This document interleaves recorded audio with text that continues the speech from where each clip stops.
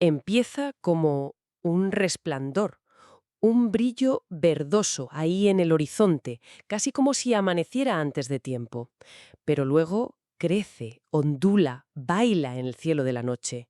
Cortinas de luz esmeralda, a veces con toques de rojo o de violeta, se mueven como si el universo respirase. Son las auroras. Las luces del norte y del sur. Un espectáculo que ha fascinado a la humanidad desde siempre. Y hoy vamos a sumergirnos en un conjunto de fuentes muy completo que explora este fenómeno desde todos los ángulos posibles, la ciencia que hay detrás, su historia y su presencia mucho más allá de la Tierra. Exacto, ese es el plan. El objetivo de este análisis a fondo es entender no solo qué son, sino por qué tienen esas formas, esos colores tan concretos, qué secretos esconden esos tipos de aurora menos conocidos e incluso cómo llegaron a alimentar nuestra tecnología hace más de un siglo. Vamos a desgranar el fenómeno por completo. Para empezar, el nombre en sí ya es pura poesía. Aurora boreal. El documento que manejamos cuenta que lo acuñó Pierre Gassendi en 1621 después de ver una que iluminó todo el cielo de Francia. Me parece una combinación perfecta. Aurora, la diosa romana del amanecer, y Bóreas, el dios griego del viento del norte. Es un nombre muy evocador, sí.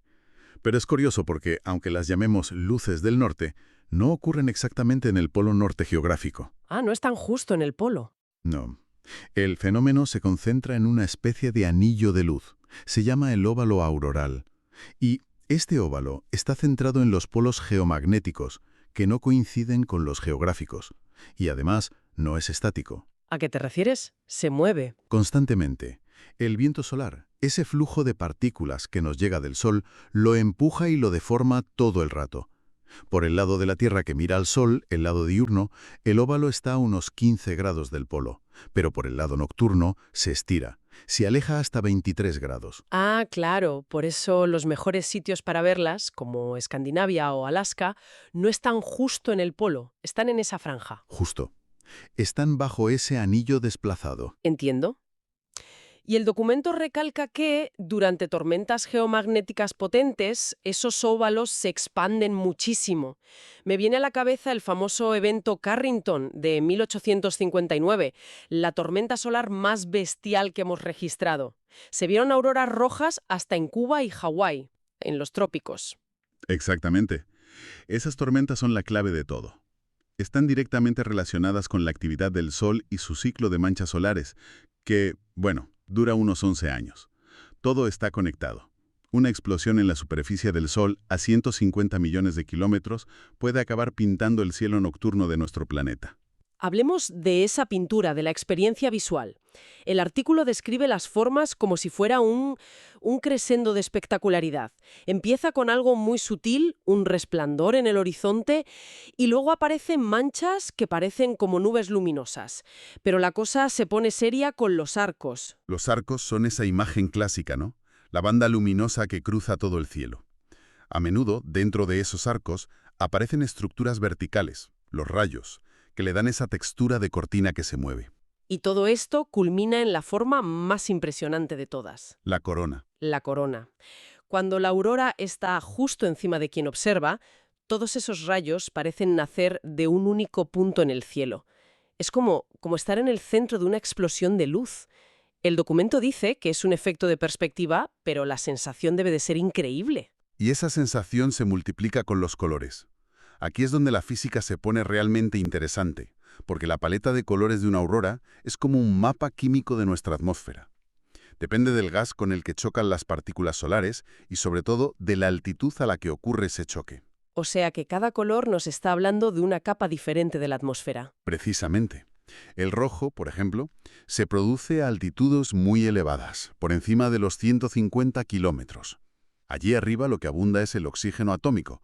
Cuando las partículas solares lo excitan, emite luz en una longitud de onda de 630 nanómetros. Pero es un rojo más tenue, ¿no? Sí, mucho más tenue, porque la atmósfera es muy poco densa a esa altura. Hay menos átomos con los que chocar. Vale, y luego está el verde, el color icónico, el que todo el mundo asocia con las auroras. Ese se forma más abajo, entre los 100 y los 150 kilómetros. Sigue siendo oxígeno atómico, pero emite en otra longitud de onda, en 557,7 nanómetros. Y aquí brilla más. Mucho más. Aquí la atmósfera es más densa, hay más oxígeno con el que chocar, y además nuestros ojos son muchísimo más sensibles a la luz verde. Por eso es el color más brillante y común que vemos. Pero a veces, en las fotos más espectaculares, se ve como un borde inferior de color violeta o casi morado. ¿Eso es un efecto de la cámara o es que ahí abajo está pasando algo completamente diferente? Es totalmente real. Y nos indica que estamos en una capa aún más baja, por debajo de los 100 kilómetros. A esa altura, el protagonista ya no es el oxígeno, sino el nitrógeno molecular. Cuando es ionizado por partículas muy energéticas, emite luz en la parte azul y violeta del espectro. Vaya. Ver esos tonos significa que la aurora es especialmente potente. Entendido. La altitud y el tipo de gas nos dan la paleta de colores. Pero sigo sin entender la forma. Si las partículas chocan con la atmósfera, ¿por qué vemos esas cortinas que parecen seda y no, qué sé yo, una especie de niebla luminosa por todo el cielo? La respuesta está en el arquitecto invisible de todo esto, el campo magnético de la Tierra. Ah, Esas partículas cargadas que llegan del Sol no pueden moverse libremente. Están atrapadas, ¿sabes? Están obligadas a viajar en espiral a lo largo de las líneas invisibles del campo magnético. En esencia, están pintando esas líneas en el cielo para que podamos verlas. qué bueno. La forma que percibimos, ya sea un arco o una cortina, es simplemente la forma de esas líneas de campo magnético vistas desde nuestra perspectiva en el suelo. O sea que estamos viendo la estructura del escudo magnético de nuestro planeta. Eso es fascinante. Y hablando de cosas que no son lo que parecen, el documento menciona tipos anómalos. Hay uno con un nombre que parece una broma. Steve. Sí, Steve. Y lo mejor de Steve es que técnicamente no es una aurora. ¿Cómo que no? Fue un descubrimiento de científicos ciudadanos en 2016, aficionados a la fotografía del cielo nocturno. Veían algo que no encajaba con nada conocido. Resultó ser una cinta de plasma, de gas supercaliente, de 25 kilómetros de ancho, fluyendo a 450 kilómetros de altitud a una velocidad demencial de 6 kilómetros por segundo. Pero es increíble que un fenómeno tan masivo se descubriera hace tan poco y gracias a aficionados. El cielo todavía guarda secretos. Y no es el único.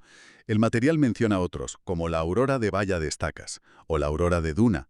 Esta última también fue descubierta por un grupo de aficionados en Finlandia y parece literalmente dunas de arena luminosas en el cielo. ¡Qué maravilla! Pero lo más sorprendente no es solo lo que se ve, es también lo que se oye. Ah, el sonido. Durante siglos se consideró folclore, una sugestión, ¿no? Pues el documento confirma que es real. Se han realizado mediciones que detectan un sonido crepitante, como un siseo. Y ahora viene lo alucinante. Más. El sonido no se origina arriba, con las luces, a 100 kilómetros de altura. Se genera apenas 70 metros del suelo. Espera un momento, perdona. ¿Me estás diciendo que el sonido se produce a la altura de un edificio de 20 pisos? Eso va en contra de toda intuición. ¿Cómo es posible? Pues la teoría más aceptada es que en noches muy frías y despejadas se forma una capa de inversión térmica cerca del suelo, una capa de aire muy frío con otra más cálida por encima. Esta capa puede atrapar carga eléctrica. Ajá.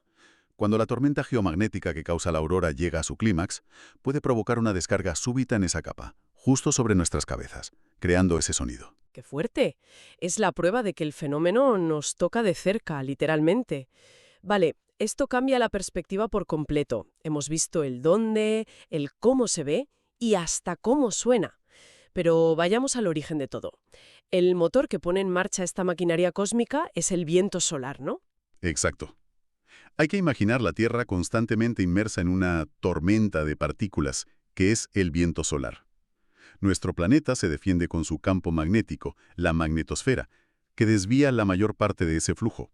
Pero no es un escudo perfecto. Hay una puerta que a veces se abre. Justo. Es lo que los científicos llaman reconexión magnética. Un concepto algo abstracto. Sí, un poco. Imagina las líneas del campo magnético del viento solar y las de la Tierra como dos corrientes de un río que fluyen una al lado de la otra. Si las corrientes van en direcciones opuestas, pueden fusionarse, creando un nuevo canal mucho más rápido y directo. Eso es la reconexión.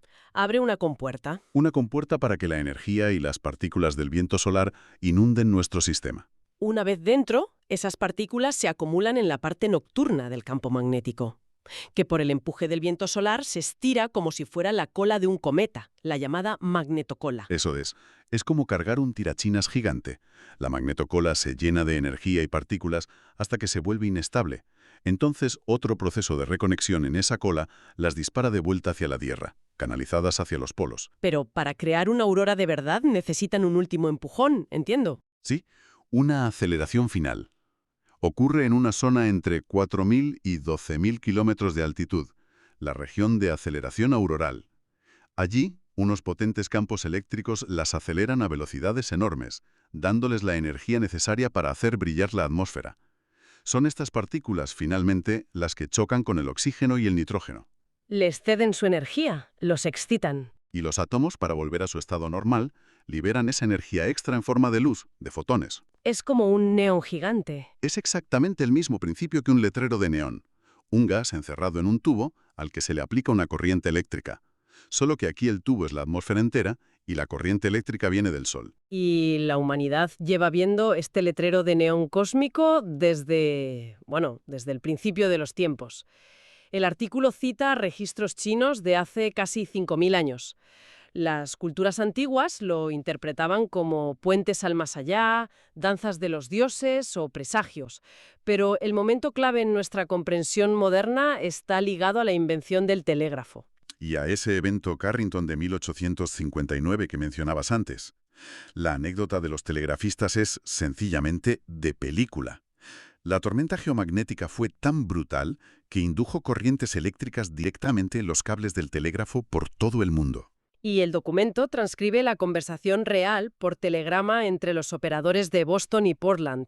El de Boston le dice al de Portland algo como: «Oye, por favor, desconecta tu batería durante 15 minutos». Y el de Portland le contesta al instante: «Lo haré. De hecho, ya está desconectada». Es buenísimo. Y el de Boston, asombrado, responde: «La mía también.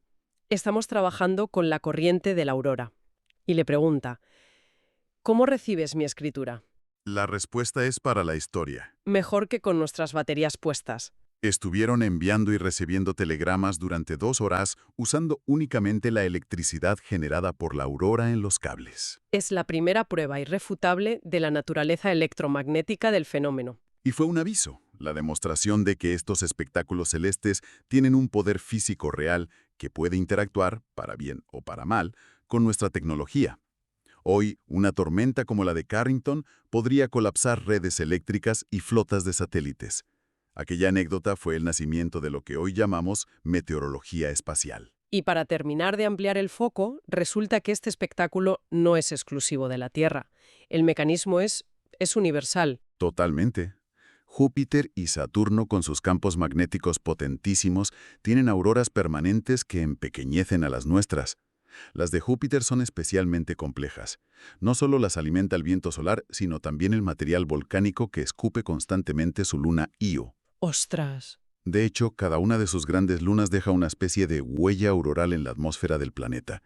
Un punto de luz conectado por un rayo invisible de electricidad. Es alucinante. Pero, ¿qué pasa con mundos que no tienen un campo magnético global como el nuestro? Pienso en Marte o Venus. También tienen auroras, pero son distintas.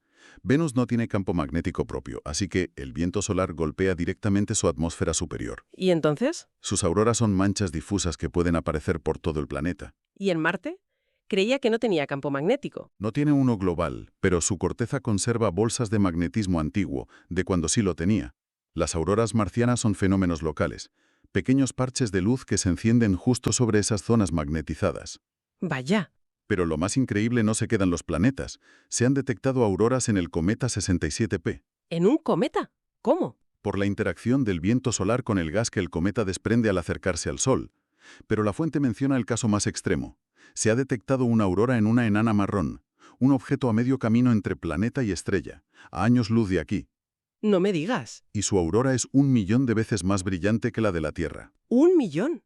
Esto nos dice que la física fundamental que las crea es increíblemente común en el universo. En resumen, hemos viajado desde la mitología romana hasta la química cuántica de la alta atmósfera, desde aficionados que descubren nuevos fenómenos celestes, hasta telegrafistas trabajando con energía del espacio, y hemos acabado viendo estas luces en otros mundos, en cometas e incluso en estrellas fallidas. Es la manifestación visible y bellísima de la conexión física entre una estrella y un planeta. Un recordatorio de que el espacio no está vacío, sino lleno de campos, partículas y energía que nos conectan con el Sol. Y las leyes de la física que lo gobiernan son las mismas aquí, en Júpiter y en esa lejana enana marrón. Y aquí va una idea final para reflexionar. El documento explica que el estado de la aurora puede cambiar a escala global en cuestión de minutos. Un fenómeno llamado subtormenta auroral puede transformar un cielo con arcos tranquilos en una exhibición frenética que cubre todo el horizonte, casi al instante. Es un recordatorio de que el espacio, que parece tan sereno sobre nuestras cabezas, es en realidad un sistema increíblemente dinámico y a veces violento. La pregunta que queda en el aire es: ¿qué otras conexiones invisibles y cambios vertiginosos están ocurriendo ahora mismo en ese sistema? ¿Y cuál podría ser su próxima manifestación visible aquí, en nuestro cielo?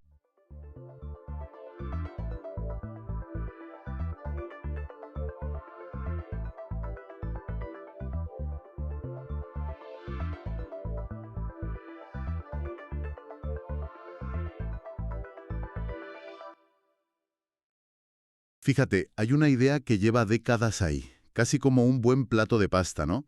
Fascinando a científicos y a cualquiera que le interese un poco la nutrición. La famosa paradoja mediterránea. Esa misma, la idea de que en ciertos sitios la gente come bastante grasa, sobre todo aceite de oliva, y sin embargo sus corazones pues parecían estar más sanos que en otros sitios. Como en Estados Unidos, por ejemplo. Exacto. ¿Cómo es posible? Es una pregunta que, da para mucho.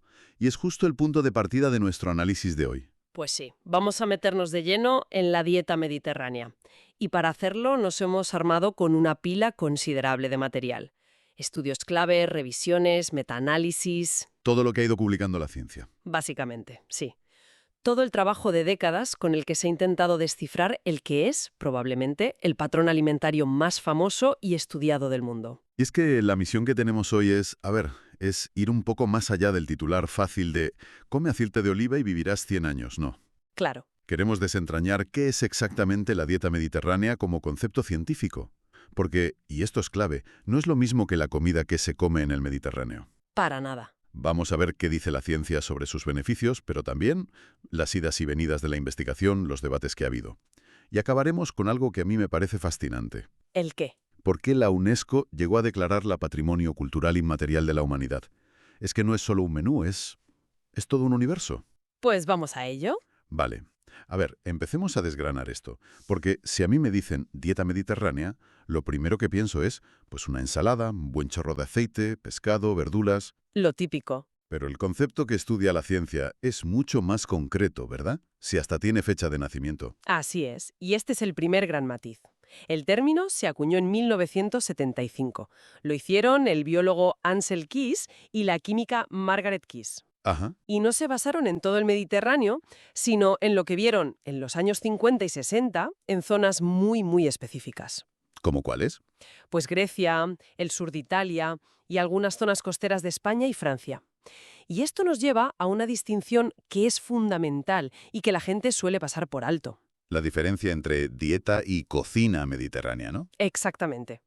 La cocina de los veintitantos países que rodean el Mediterráneo es increíblemente diversa. Claro, no tiene nada que ver Marruecos con Croacia. Nada. Los documentos nos recuerdan cosas que a veces olvidamos.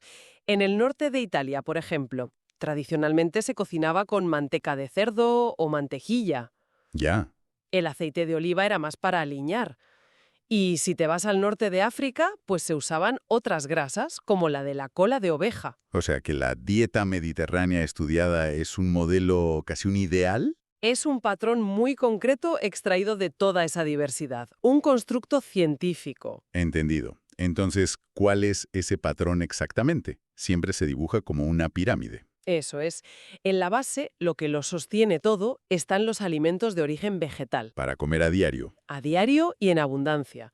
Hablamos de cereales y se insiste mucho en que sean integrales, Ujú. legumbres, muchísimas verduras y hortalizas y fruta fresca, que suele ser el postre por defecto.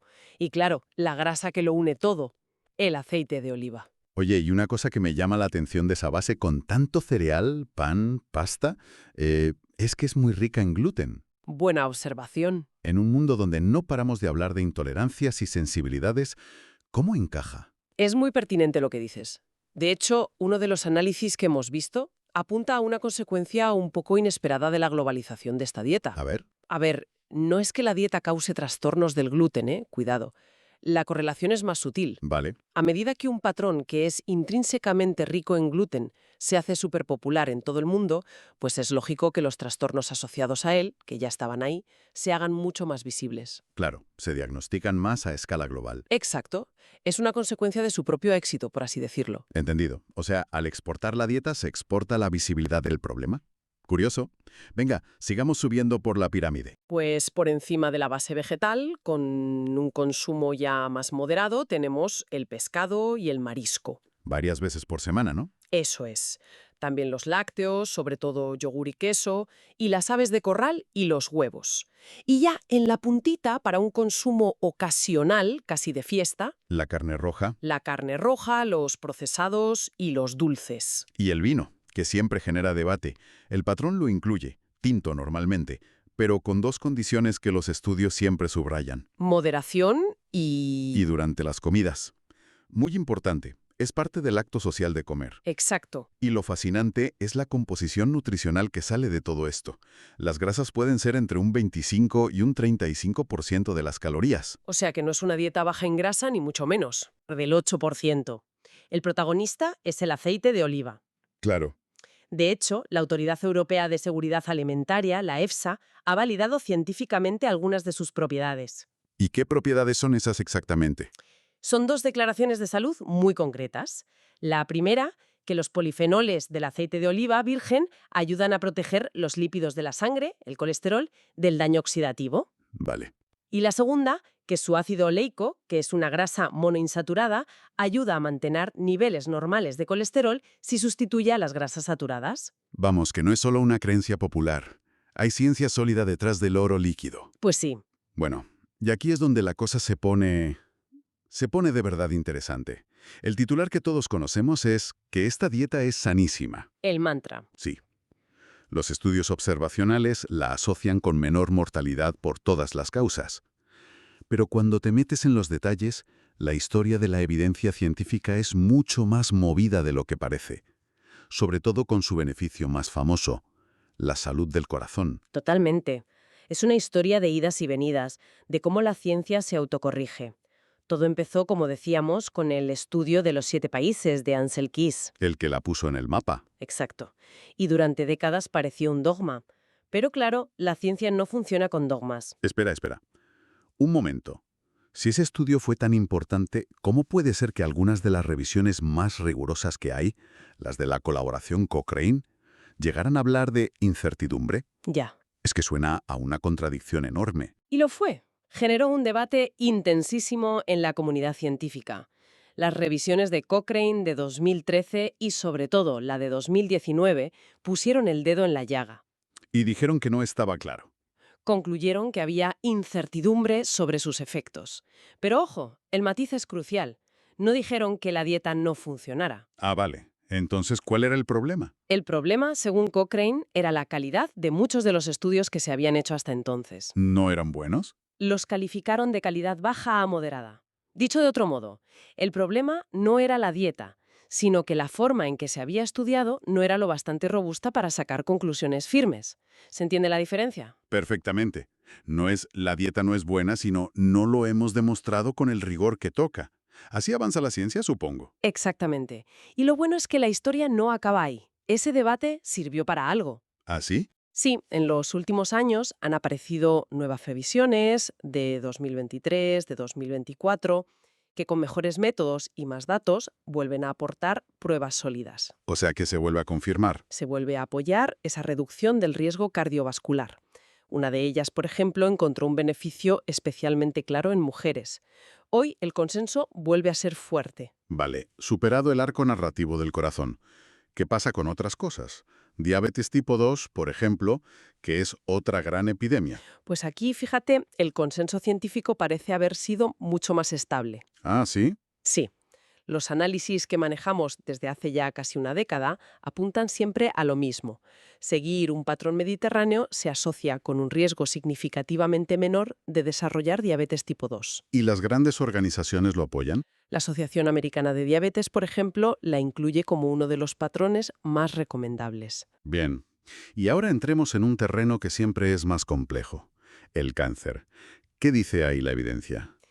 En el cáncer, la historia es de una evidencia que se ha ido, consolidando poco a poco. ¿Cómo?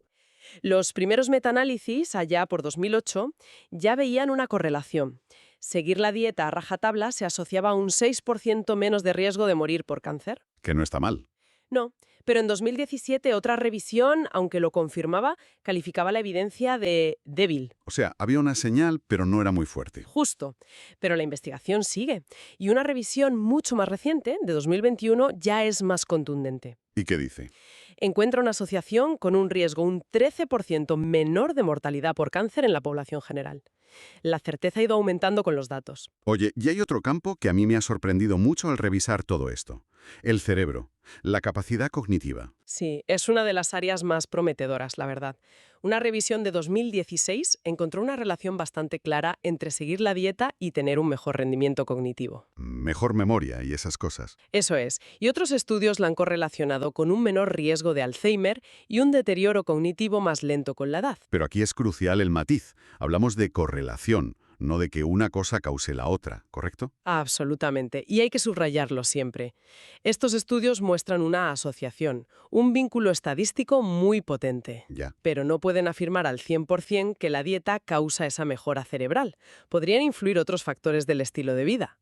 Es una hipótesis muy fuerte, pero sigue siendo una hipótesis. Y para cerrar el capítulo de salud, la pregunta del millón. ¿Sirve para perder peso? A ver, ayudar puede ayudar, sí, pero no es una dieta a milagro para adelgazar. ¿Por qué? La clave es que es un patrón que, de forma natural, te lleva a comer menos calorías y, sobre todo, a mejorar la calidad de lo que comes. Sustituyes ultraprocesados por comida real. Tiene lógica. Pero una revisión de 2016 concluyó que, a largo plazo, la pérdida de peso era similar a la de otras dietas bien planificadas. Su fuerte no es la báscula, es la salud en general. Fíjate, eso es lo que más me ha sorprendido de todo este análisis. Si juntas todas las piezas, la conclusión es que estamos hablando de algo que va mucho más allá de una lista de la compra. Muchísimo más. Y la prueba definitiva es lo que decíamos al principio, que en 2010 la UNESCO la reconoció como Patrimonio Cultural Inmaterial de la Humanidad. Es que ese es el meollo de la cuestión. Una piensa en dieta y piensa en calorías, en nutrientes, pero aquí hablamos de cultura. Es que es fundamental entender que reconoció la UNESCO. No reconoció la pirámide nutricional, ni un recetario. ¿Qué reconoció entonces? Reconoció todo un estilo de vida, un conjunto de conocimientos, de prácticas, de rituales, que van desde cómo se cultiva la tierra hasta cómo se comparte la comida en la mesa. Pero, ¿qué tipo de prácticas? O sea, danos ejemplos concretos. Pues mira, los documentos de la UNESCO hablan de cosas como los métodos de cocina, que son sencillos. Hablan del acto de comer en comunidad, que es un pilar social. Ya. Incluso mencionan cosas como la siesta después de comer o la importancia de una actividad física regular y moderada. La siesta. La siesta. Todo forma parte de un concepto integral. Es un sistema social completo. O sea que para la UNESCO, la dieta mediterránea es tanto lo que comes como el hecho de hacerlo en compañía, con sobremesa y, si se puede, con una siestecita después. Exacto. Cambia la perspectiva por completo. Totalmente. Y en el siglo XXI, a esta visión cultural se le ha sumado otra dimensión que es importantísima. La sostenibilidad. El impacto medioambiental de lo que comemos. Exacto. Cada vez hay más estudios sobre esto. Y la conclusión es que un patrón mediterráneo es, por definición, más sostenible que la dieta occidental estándar. La razón parece lógica. Lo es. Se basa en plantas y reduce drásticamente el consumo de carne de rumiantes, que tiene una huella de carbono enorme, y de lácteos y ultraprocesados. ¿Y tenemos algún dato para cuantificar ese impacto? Sí, hay uno muy contundente, que aparece en los análisis de un estudio de 2014. A ver. La conclusión fue que si el mundo adoptara una dieta similar a la mediterránea, podríamos reducir las emisiones per cápita de la producción de alimentos en un 30% para 2050. ¿Un 30%? Es un impacto brutal. Es una cifra muy potente. O sea que, sin quererlo, este patrón tradicional responde a dos de las grandes preocupaciones del mundo moderno, la salud crónica y la crisis climática. Ahí está la clave. Es un modelo del pasado que podría ser una gran solución para el futuro. Bueno, creo que el recorrido ha sido muy completo. Si tuviéramos que resumir los grandes hallazgos de este análisis, yo diría que son 3. A ver, Primero, que la dieta mediterránea que estudia la ciencia es un patrón muy específico. No es simplemente la comida de cualquier país con costa al Mediterráneo. desde luego, es un constructo, como decíamos. Segundo, la evidencia científica que respalda sus beneficios es sólida, sobre todo para el corazón y la diabetes. Pero es una evidencia viva que ha tenido sus debates y sigue evolucionando. No es un dogma de fe, ¿exacto? Y tercero, y quizá el punto más revelador, que no es solo una dieta. Es un estilo de vida, un patrimonio cultural y social que además resulta ser sostenible para el planeta. Me parece un resumen perfecto.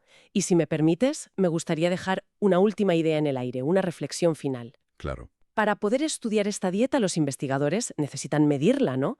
Usan cuestionarios como el famoso test MEDAS de 14 preguntas. ¿Cuántas veces a la semana come pescado, usa aceite de oliva, ese tipo de cosas? Esas cosas. Necesitan convertir un estilo de vida en datos. Claro, hay que cuantificarlo de alguna manera. Exacto. Y ahí va la pregunta. Si este modelo es tanto un estilo de vida, un acto social, cultural, con siesta incluida, como una lista de alimentos, ¿qué es lo que se pierde por el camino cuando intentamos medirlo con un simple cuestionario de 14 preguntas?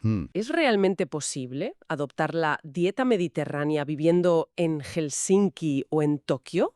¿O solo podemos aspirar a imitar su composición nutricional, perdiendo su verdadera esencia cultural y social en el proceso?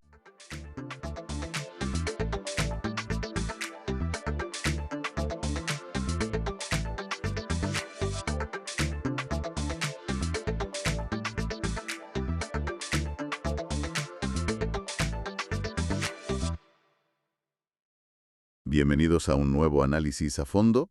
Hoy viajamos a un lugar que todo el mundo cree conocer, pero que en realidad guarda secretos en cada una de sus piedras.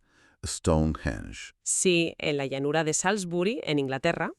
Exacto, y tenemos sobre la mesa una fuente muy completa que promete llevarnos mucho más allá de la típica imagen de postal. La misión, si te parece, es entender no solo qué es, sino cómo llegó a serlo, quién lo construyó y, claro, la gran pregunta, ¿por qué? Me parece perfecto. Es un viaje de miles de años que vamos a intentar comprimir en los próximos minutos. Es que es un viaje complejo, ¿eh? Porque el error más común es pensar en Stonehenge como una sola cosa, un monumento estático. Claro, como si alguien hubiera llegado y lo hubiera plantado ahí, justo. Y nada que ver. En realidad, es un paisaje en constante transformación. Un proyecto que duró como mínimo 1500 años, con distintas fases, distintos pueblos y casi seguro distintos propósitos. Vale, eso ya lo cambia todo.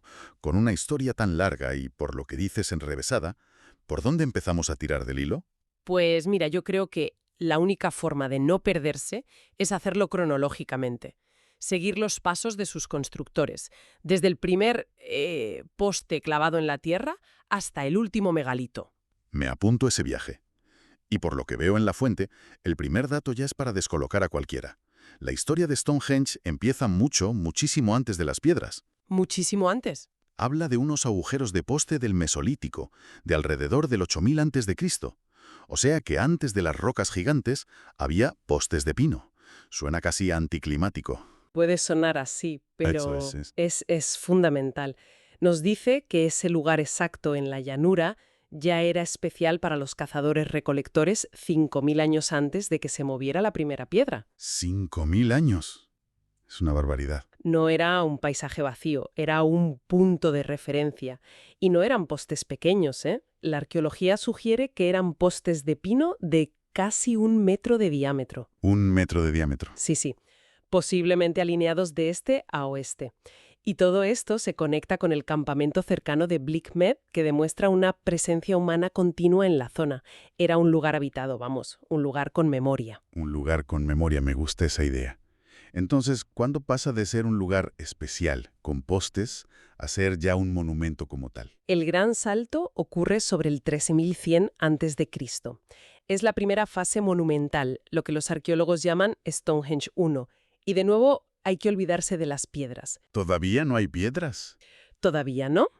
Lo que construyeron fue un enorme recinto circular de tierra de unos 110 metros de diámetro, con un foso por fuera y un talud por dentro. Vale, un gran círculo en la Tierra. Y aquí la fuente destaca un detalle que a mí me ha dejado fascinado. Dice que en el fondo del foso enterraron huesos de ciervo y de buey, Sí, pero que esos huesos ya eran muy antiguos cuando los enterraron. ¿Por qué alguien haría eso? Es como poner la primera piedra de una catedral con la reliquia de un santo dentro. es una analogía perfecta. Es que es eso, exactamente. No podemos saberlo con certeza, claro, pero la interpretación más sólida es que fue un acto deliberado de conexión con el pasado. De consagrar el lugar. Exacto. Estaban enterrando reliquias de sus propios antepasados para anclar el nuevo monumento a una historia mucho más antigua. Era una forma de decir, esto no empieza con nosotros, esto continúa. Increíble. Una conexión con el pasado literalmente enterrada en los cimientos. Y dentro de ese círculo es donde aparecen los famosos 56 agujeros de Aubry. Ahí es. Durante mucho tiempo se pensó que eran para postes de madera. No, suena un poco simple para un lugar así. Exacto, esa era la teoría clásica. Un gran círculo de postes, quizá un edificio techado, imponente, sí, pero perecedero. Pero la arqueología moderna, con nuevas técnicas, nos obligó a mirar dentro de esos agujeros otra vez. Y lo que se encontró en 2013 no fue madera, en absoluto. Fue algo que redefinió por completo el propósito original de Stonehenge. ¿Y qué fue? ¿Ofrendas? ¿Herramientas? No me dejes así. Restos humanos. ¿Restos humanos? Más de 50.000 fragmentos de huesos incinerados, pertenecientes a un mínimo de 63 hombres, mujeres y niños. De repente, Stonehenge, desde su fase más temprana, se convierte en un cementerio. Ostras. Y no un cementerio cualquiera. La escala y el esfuerzo sugieren que era un lugar de descanso para una élite, para linajes importantes. Eso lo cambia todo. Pero la cosa se complica aún más porque un estudio posterior analizó esos huesos con una técnica que se llama análisis de isótopos de estroncio, ¿verdad? Sí. Y los resultados fueron asombrosos. El análisis de estroncio es como un pasaporte químico.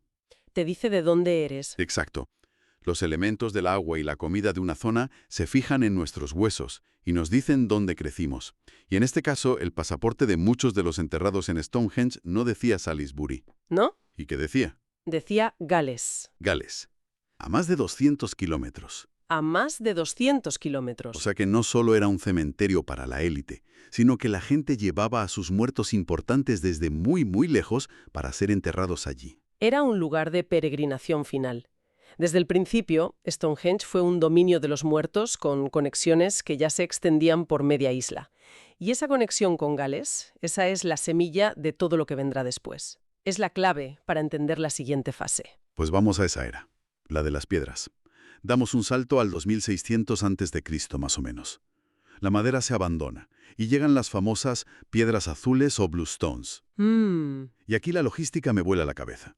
Hablamos de transportar hasta 80 piedras, de unas 2 toneladas cada una, desde las colinas de Preseli, en Gales, son 240 kilómetros. Sí, la proeza es monumental. Durante décadas se especuló, ¿no?, con la idea de que los glaciares las habían transportado y la gente simplemente las recogió. Claro, lo más fácil. Pero la geología ha demostrado que eso es imposible. El hallazgo de las canteras exactas en Gales, con herramientas y cuñas aún allí, prueba que fue un esfuerzo humano coordinado, masivo y deliberado. Vale, pero la pregunta es ¿por qué?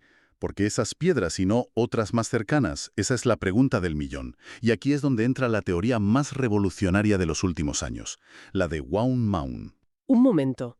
Por el tono en que lo dices, esto es importante. ¿Me estás sugiriendo que se llevaron el monumento puesto, como si fuera un mueble familiar? La idea es esa, sí. Suena a una migración en toda regla. Pero una afirmación así necesita pruebas muy sólidas. ¿Las tenemos? Las tenemos, y son extraordinarias. En las colinas de Preseli, el equipo del arqueólogo Mike Parker Pearson encontró restos de un círculo de piedra que ya no está. ¿Cómo que ya no está? Han encontrado los agujeros vacíos de donde se sacaron las piedras. Y ese círculo desmantelado tenía exactamente el mismo diámetro que el primer círculo de piedras azules de Stonehenge. Bueno, puede ser una coincidencia. Espera, ¿qué más? Tenía también la misma alineación con el solsticio de verano. Vaya, Eso ya es una coincidencia muy, muy grande. Demasiado grande. Pero la prueba definitiva es casi poética. Uno de los agujeros vacíos en Waun Mon tiene una sección transversal pentagonal, muy rara. Pues bien, una de las piedras azules que hoy está en Stonehenge tiene una base con esa misma forma pentagonal. No me digas. Encaja, como dice la fuente, como una llave en una cerradura. Madre mía. La teoría es que una comunidad entera migró de Gales a Salisbury y se trajo consigo su monumento ancestral, piedra a piedra. Es una idea poderosísima. No estaban construyendo algo nuevo, estaban replantando su hogar, sus raíces, a sus ancestros. Pero las piedras azules fueron solo el aperitivo, ¿no? El plato fuerte aún estaba por llegar. Exacto. Las gigantescas piedras Sarsen. Casi al mismo tiempo, entre el 2600 y el 2400 a.C., empieza la fase más icónica. Traen 30 moles de piedra arenisca de hasta 50 toneladas desde Westwoods. A solo 26 kilómetros, que ya está bien. Ya, y aquí la sofisticación técnica es de otro nivel. No se limitaron a apilarlas. No, ¿qué va? Es que usaron técnicas de carpintería en la piedra. La fuente habla de juntas de mortaje y espiga para los dinteles y de ranura y lengüeta para unir los dinteles entre sí. Es algo único en la Europa prehistórica. Y no solo eso, hay sutilezas de diseño que demuestran una planificación increíble. Los bloques verticales se ensanchan un poco hacia arriba para contrarrestar la perspectiva. Para que parezcan rectos desde abajo. Justo. Y los dinteles no son rectos, son ligeramente curvos para que, una vez colocados, formen un círculo visualmente perfecto. No estaban apilando rocas, estaban esculpiendo el horizonte. La planificación que eso requiere es difícil de asimilar. Y mientras esta obra titánica tenía lugar en Stonehenge, a unos kilómetros, en Turrington Walls, se encontró lo que parece ser el poblado de los constructores. Y era mucho más que un campamento de obreros, ¿eh? Los análisis de miles de huesos de animales, sobre todo de cerdo, sugieren que se celebraban fiestas enormes. Fiestas. Sí, enormes. Quizás para 4.000 personas a la vez, coincidiendo con los solsticios. La gente no venía solo a trabajar, venía a celebrar. Y esta es la base de la gran teoría de Mike Parker Pearson sobre el paisaje ritual. La de la tierra de los vivos y el dominio de los muertos, ¿no es esa? Esa misma. Él propone que Durrington Walls, con sus estructuras de madera, era el reino de los vivos, un lugar para la fiesta, para la comunidad, hecho con material perecedero. Y Stonehenge.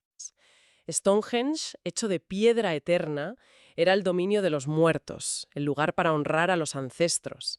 Y el río Avon, que conecta ambos sitios, funcionaba como una vía procesional, un camino simbólico entre la vida y la muerte. Claro, tiene todo el sentido. Un lugar para la fiesta, de madera, que se pudre, y otro para los ancestros, de piedra, eterno. Es pura poesía. Vale, hemos montado el puzzle de cómo se construyó. Ahora, la pregunta del millón. ¿Para qué? La función más obvia y la más famosa es la astronomía. Sí, la alineación del eje principal con el amanecer del solsticio de verano y el atardecer del de invierno es innegable. Es muy precisa. Esa es la base de la primera gran teoría, que era un observatorio, un calendario celestial. Pero, ¿era solo un calendario gigante? ¿Parece demasiado esfuerzo solo para saber cuándo empieza el verano? Estoy de acuerdo. Por eso hay otras teorías. Una muy potente es que era un lugar de curación, una especie de Lourdes prehistórico. Interesante. ¿Y qué pruebas apoyan esa idea? Pues, por un lado, un número muy alto de los esqueletos enterrados allí muestran signos de enfermedades graves o deformidades. Y por otro, el análisis de isótopos del que hablábamos revela que muchos de esos enfermos no eran locales. Claro, venían de lejos. De muy lejos, de Irlanda, de la actual Alemania, incluso de la región del Mediterráneo. Viajaron enormes distancias, probablemente buscando una cura en este lugar sagrado. Lo cual me lleva a una de las ideas más sorprendentes que menciona la fuente, la del templo acústico. Piedras que cantan. De verdad, suena esotérico, pero es ciencia pura. Un estudio del Royal College of Art llevó equipo de acústica a las canteras de Gales y descubrió que las piedras azules son litofónicas. Sí, si las golpeas, producen un sonido claro, resonante, metálico, como una campana o un gong. De hecho, fíjate qué increíble, uno de los pueblos cercanos a las canteras se llama Mainclochog, que en galés significa piedras que suenan. No puede ser. O sea que quizás la razón para arrastrar esas piedras 240 kilómetros no era solo su color, sino su sonido. Quizá creían que ese sonido tenía propiedades mágicas o curativas. Imagina un ritual en Stonehenge con docenas de estas piedras sonando al unísono. Pone la piel de gallina. Desde luego. Y hay una última teoría, más social, que quizá engloba a todas las demás, que Stonehenge fue un monumento a la unidad. Se construyó en un momento en que las culturas de Gran Bretaña empezaban a unificarse, a cooperar. Exacto. Y un proyecto de esta escala, que requería la colaboración de gente de todas partes, habría sido el símbolo perfecto de esa nueva paz. Y claro, en este misterio no podían faltar las leyendas. La fuente cita la historia de Godofredo de Monmouth, que dice que fue el mago Merlín quien trajo las piedras desde Irlanda con su magia. Y lo fascinante es que esa leyenda, aunque sea ficción, contiene lo que los antropólogos llaman un eco de la verdad. Se equivoca de sitio, dice Irlanda en vez de Gales, pero acierta en lo fundamental, que las piedras vinieron de un lugar lejano, al otro lado del mar de Irlanda. Es increíble cómo pervive un recuerdo popular durante milenios. Es un misterio sobre la memoria colectiva. Demos un salto en el tiempo hasta la era moderna. Algo que creo que mucha gente no sabe es que la imagen que tenemos hoy de Stonehenge, esa ruina romántica, no es del todo natural. No, en absoluto. A principios del siglo XX, el monumento estaba en un estado lamentable. Hubo varias campañas de restauración masivas en los años 20, 50, 60. ¿Y qué hicieron exactamente? Pues muchas de las piedras que vemos hoy en pie fueron reerigidas con grúas y fijadas en su sitio con hormigón. Lo que vemos es una versión consolidada, una interpretación del siglo XX. O sea que lo que vemos es una mezcla, una pieza arqueológica restaurada. Y hoy, a pesar de ser patrimonio de la humanidad, sigue siendo un lugar polémico. Sobre todo por la cicatriz que lo rodea, la carretera A303. Pasa a escasos metros, con el ruido y la contaminación visual que eso conlleva. El debate sobre construir un túnel lleva décadas encallado. El clásico dilema entre proteger el pasado y las necesidades del presente. Eso es. Y en ese presente, el lugar también ha renacido con un nuevo significado para neodruidas y paganos. La fuente menciona el Stonehenge Free Festival y la violenta batalla del Binfield en 1985. Sí, fue un episodio muy oscuro. Pero tras años de prohibiciones, desde el año 2000 se permite de nuevo el acceso para celebrar los solsticios. Miles de personas se reúnen cada año. Es la prueba de que Stonehenge no es una reliquia muerta, sigue siendo un paisaje vivo. Si tuviera que resumir todo lo que hemos hablado, diría que la idea principal es que Stonehenge no es un sustantivo, es un verbo, es un proceso. Fue un cementerio, un calendario, un hospital y, sobre todo, una hazaña que unió a gente de toda una isla. Es una síntesis perfecta. Y lo increíble es que, justo cuando pensamos que ya lo hemos descifrado, una sola piedra puede llegar y volver a ponerlo todo patas arriba. Y quiero dejar una última idea para la reflexión, basada en un descubrimiento de agosto de 2024. A ver, Se centra en la piedra del altar, esa grande, tumbada en el centro. sí, siempre se había pensado que venía de Gales, como las otras piedras azules, ¿no? Esa era la suposición lógica. Pero un nuevo análisis químico de su composición ha revelado algo que nadie esperaba. La piedra del altar no es de Gales. Ah, no. Su firma geoquímica la sitúa en la cuenca orcadiana, en el noreste de Escocia. De Escocia. Pero eso está al otro lado de la isla. Son casi 700 kilómetros de distancia. Eso rompe todos los esquemas. Exacto. Es más del doble de lejos que las piedras galesas. Una única piedra acaba de redibujar por completo el mapa de las conexiones prehistóricas. Ya no solo había un eje oeste-este con Gales, Sino también un eje norte-sur, con el extremo más alejado de Gran Bretaña. Sugiere una red de viajes, de alianzas a una escala que apenas podemos imaginar.